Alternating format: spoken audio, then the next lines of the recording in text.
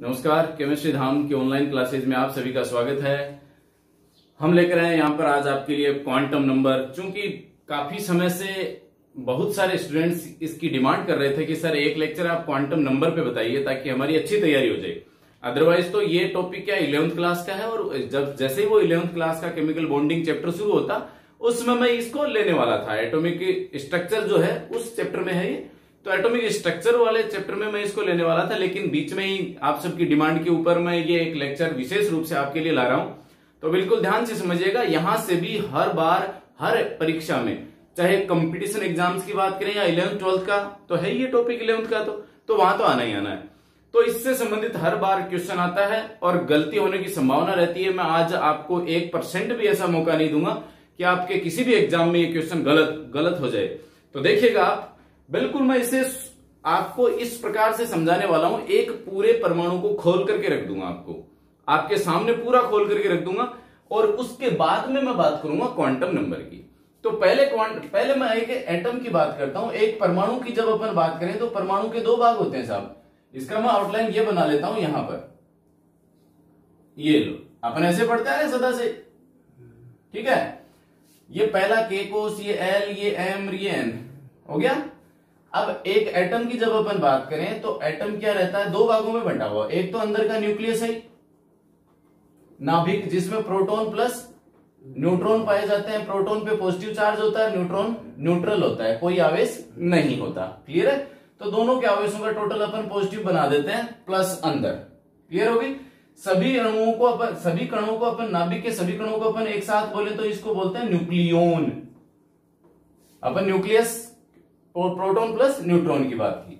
अब बाहर का जो परिधीय भाग है उसे अपन क्या करें, कोश, कक्षा, या बोर ने एक नया नाम दिया था, क्या दिया था, ऊर्जा स्तर।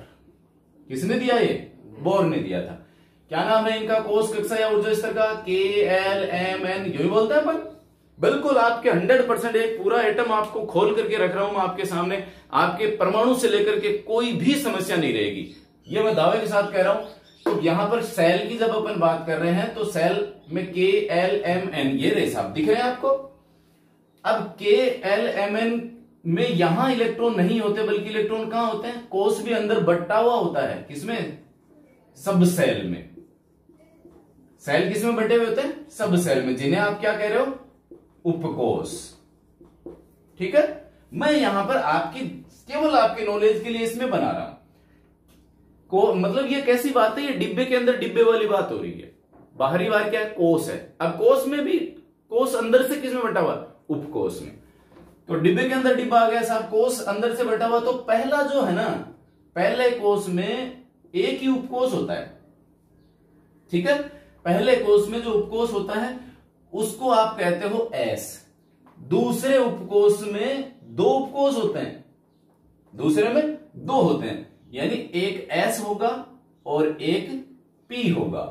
तीसरे में तीन होंगे, एस होगा, पी होगा और डी होगा, ये लिख लिया मैंने। और चौथे में चार होंगे। क्लियर है बात। यानी कौन कौन से, एस, पी, डी और एफ। तो पहला है, मैंने इसको लिख दिया एस। दूसरा है तो क्या आ गया, एस आ गया, पी भी आ गया। तीसरा है तो मैं यहीं से ले रहा हूं, तीसरा है तो एस है ही, पी है ही, कौन आ गया, चौथा है तो एफ आ गया। क्लियर हो रही है बात यहां पर।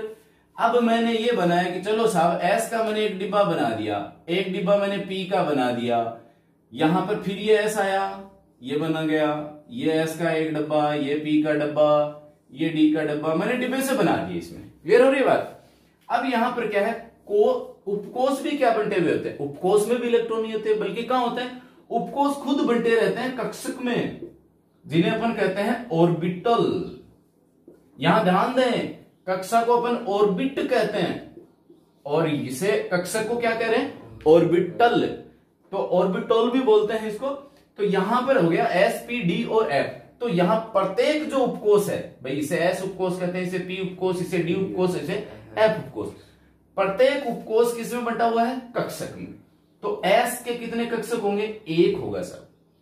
अब विषम में चलेगा। पी के कितने कक्षक होंगे, तीन होंगे। कौन कौन से, अभी बताएंगे। डी के 5 होंगे और एफ के 7 होंगे। इसका मतलब क्या हुआ, एस का डब्बा है वो एक ही रहेगा, एस का डब्बा एक, पी के कितने बट गए 3, ये एस का डब्बा है एक ही रहा, पी का आ गया 3 बट गए, डी का आ गया 5 बट गए, 1 2 3 4 5 बट गए। एफ होगा ऐसे ही किस में बट गया 7 में बट जाएगा। तो एस ये भाई एस का 1, पी के 3, डी के 5 हो गया, और एफ के इसी प्रकार से कितने हो जाने 7 हो जाने। अब इनका नाम अपने को पता ही है, ये एस है ही, पी में पी एक्स पी वाई और पी जेड, डी का d x y d y z d x z d x square y square और डी जेड स्क्वायर, इसी प्रकार से एफ के। तो यहां पर एक आउटलाइन डायग्राम बना आपके पास में, और ये जो कक्षक है इन कक्षकों में रहते हैं इलेक्ट्रॉन। तो नीचे आया, कक्षक के नीचे मैं आगे बना रहा हूं, कक्षक के नीचे ही ऐसे ऊपर से यहां मान लीजिए कक्षक है, कक्षक के नीचे लिखा मैंने इलेक्ट्रॉन, ठीक है। तो यहां एस कक्षक, पी कक्षक, डी कक्षक और एफ कक्षक। एस में कितने इलेक्ट्रॉन आएंगे 2, भाई एक ही डिब्बा, एक डिब्बे में ऑपोजिट स्पिन वाले कितने इलेक्ट्रॉन आ सकते हैं 2। तो ये हो गया एस का 2, पी में कितने 6, डी में 5 है ना तो 10 है, और एफ में 7 है कक्षक 14। बनी अपनी बात। तो ये रही अपने परमाणु की एक खुली हुई संरचना जो मैंने आपके सामने खोल करके रख दी है। अब तो ये रही, देखिए अपने पास में एक परमाणु को मैंने आपके सामने पूरी तरह से खोल कर रख दिया। अब मैं बात करूंगा क्वांटम संख्या की, क्वांटम नंबर की। देखिए ये क्या होती है, क्वांटम नंबर जो है वो इन इलेक्ट्रॉनों का एड्रेस होती है। इलेक्ट्रॉन कहां मौजूद है कक्षक में, इलेक्ट्रॉन कहां मौजूद है कक्षक में, कक्षक कहां है उपसेल में, उपसेल कहां है सबसेल में, सबसेल कहां है सेल, यही रहा ना। तो एक क्वांटम नंबर का मतलब क्या है, यह इलेक्ट्रॉनों का एड्रेस होती है। जैसे अपने घर का एड्रेस होता है फलाना फलाना फलाना, फिर लास्ट तक जिला, तो अपन स्टेट, ऐसे कंट्री, वैसे लिखते हैं ना। तो ठीक वैसे ही ये प्रत्येक इलेक्ट्रॉन का पूरा बायोडाटा होती है कि वो इलेक्ट्रॉन फलाना इलेक्ट्रॉन, जैसे कोई भी परमाणु है उसमें मान लो 7 इलेक्ट्रॉन है और आपसे पूछा जाए कि छठा इलेक्ट्रॉन कहां है, तो छठे इलेक्ट्रॉन का पूरा एड्रेस बता देगा ये क्वांटम नंबर कि इतने नंबर सेल के इस उपकोष के इस कक्षक में मौजूद है। क्लियर है बात। तो क्वांटम संख्याएं क्या होती हैं ये मैं आपको बता रहा हूं, यहां पर आपने नोट कर लिया होगा इसे। अब इसको बढ़ाते हैं आगे और लेते हैं कि भाई यहां पर क्वांटम नंबर जो है वो होती है संख्या में 4। कितनी होती है 4।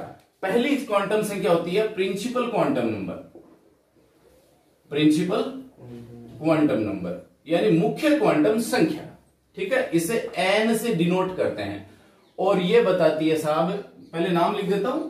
दूसरी होती है एजीम्यूथल क्वांटम नंबर या द्विगंशी क्वांटम संख्या, इसे एल से डिनोट करते हैं। तीसरी magnetic quantum number, magnetic quantum number जिसे एम से डिनोट करते हैं। और चौथी स्पिन क्वांटम नंबर, इसे एल से डिनोट किया जाता है। 4 क्वांटम संख्या होगी। अब देखिए ये 4 क्वांटम संख्या क्या क्या बताती है। बिल्कुल आराम से तसल्ली से, कहीं दिक्कत वाली बात नहीं है, अपना एक के अंदर दूसरा घुसते चले जाएंगे। बिल्कुल यहां पर प्रिंसिपल क्वांटम संख्या यानी मुख्य क्वांटम संख्या, जब अपन बात करते हैं परमाणु में इलेक्ट्रॉन की तो कहां से शुरू करते हैं इलेक्ट्रॉनों को, कोष से। इसका मतलब प्रिंसिपल क्वांटम नंबर किसको बताएगी, कोष को बताएगी। बिल्कुल ऐसे कैसे जाना है, कहीं टेंशन वाली बात नहीं है। कोष के बाद में एजीम्यूथल क्वांटम नंबर किसको बताएगी, कोष के अंदर कौन आ गया भाई, उपकोष, तो एल बताएगी उपकोष के बारे में। उपकोष के बाद में एम आ गया, एम किसके बारे में बताएगी, कक्षक के बारे में बताएगी। और स्पिन क्वांटम नंबर कक्षक में क्या होते हैं, इलेक्ट्रॉन होते हैं ना, तो ये बताएगी स्पिन क्वांटम नंबर बताएगी इलेक्ट्रॉन के बारे में कि भाई इलेक्ट्रॉन का स्पिन कैसा है। एक इलेक्ट्रॉन है अपने अक्ष के ऊपर क्लॉकवाइज घूम सकता है या फिर एंटी क्लॉकवाइज घूम सकता है। तो क्लॉकवाइज या एंटी क्लॉकवाइज के आधार पर स्पिन क्वांटम नंबर की संख्या क्या रहेगी, या तो +½ रहेगी या -½ रहेगी। क्लॉकवाइज +½ एंटी क्लॉकवाइज -½ बिल्कुल रेडी है यहां तक मामला। अब शुरू करते हैं अपन कि भाई n का मान क्या होगा। n जैसे कोष की संख्या है। अब किसी का इलेक्ट्रॉनिक विन्यास लिखते हैं, एक एग्जाम्पल के रूप में ले लेते हैं यहां पर। और एग्जाम्पल ले लिया मैंने जैसे 2p4, ये एग्जाम्पल ले लिया मैंने, ठीक है। अब यहां पर आगे आगे जैसे इलेक्ट्रॉन विन्यास अपन लिखते हैं तो सबसे पहले क्या है, कोस का नंबर होता है। आगे आगे जो संख्या वो कोस है। 2 नंबर पे कौन आ रहा है, उपकोष आ रहा है। कोस और उपकोष तो दिखते ही है हमेशा। और फिर ये ऊपर पड़े हुए ये इलेक्ट्रॉन है। क्लियर है बात। और पी के कक्षक अपने को पता ही है कितने होते हैं। तो कैसे निकालेंगे मान, एन का मान तो सीधा सीधा निकल जाएगा साहब, जो आएगा वो। ठीक है। एल का मान कैसे निकालना है, एल का मान होता है 0 से लेकर के n-1। ये होता है एल बराबर 0 to l-1।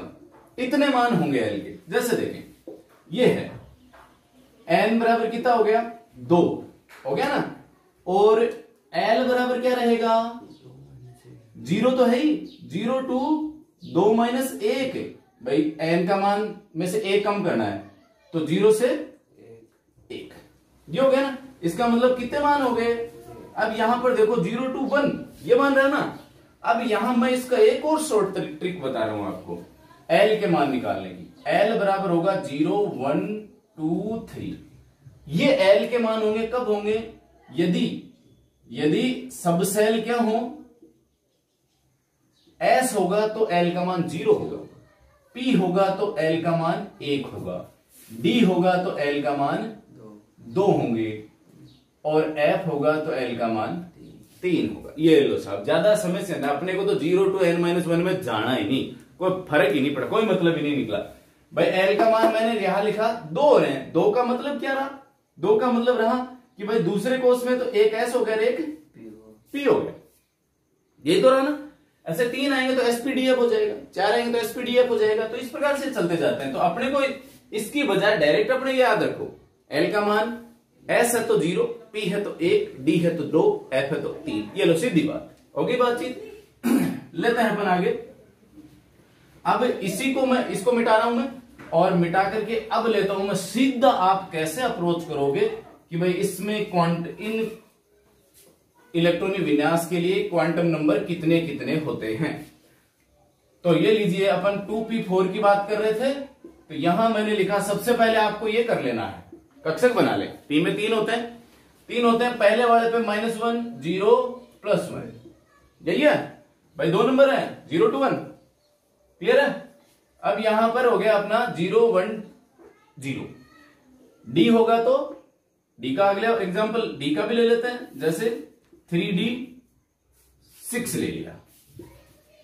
ये लो 1, 2, 3, 4, 5।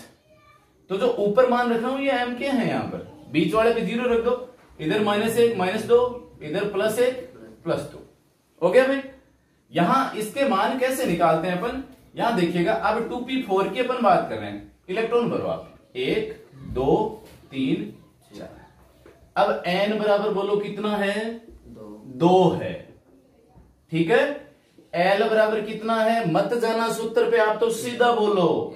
p है ना, p है तो कितना हो गया, 1 हो गया साहब। d बराबर, सॉरी, फिर 4 इलेक्ट्रॉन भर दिया अपन ने।